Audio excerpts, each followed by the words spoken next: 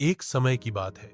एक शांत छोटे से गांव में राजकुमारी नाम की एक सुंदर सफेद बिल्ली रहती थी। उसके चमकदार फर, चमकदार आंखें थीं और वह एक रानी की तरह चलती थी। हर कोई जो उसे देखता था कहता था, वाह, कितनी सुंदर बिल्ली।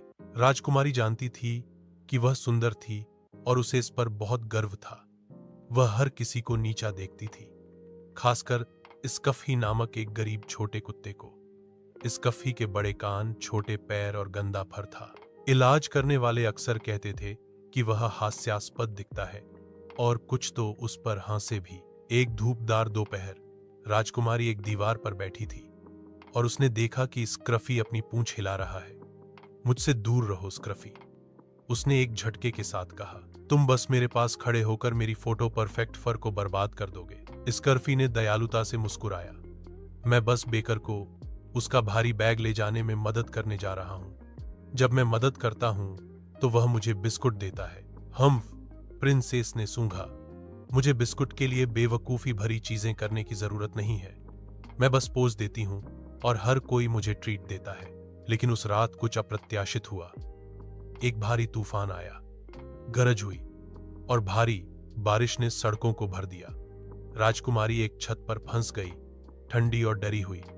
उसके फर भीग गए थे और कोई उसकी चीखें नहीं सुन सकता था। ठीक उसी समय जब उसने सोचा कि वह खो गई है, एक कीचड़ भरा पंजा बाहर आया। वह स्कर्फी था।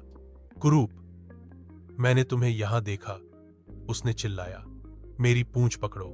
स्कर्फी ने राजकुमारी को बारिश से बचाया और उसे सुरक्षित स्थान पर ले गया। वह कांप रही थी लेकिन आभारी थी। अगली सुबह सूरज निकला। गांव वालों ने स्क्रैफी की बहादुरी के बारे में सुना और उसका जयकारा किया। राजकुमारी ने उसकी ओर बड़ी आंखों से देखा और धीरे से कहा, मैंने सोचा था कि सुंदरता ही सब कुछ है, लेकिन आज तुम ही असली हीरो थे।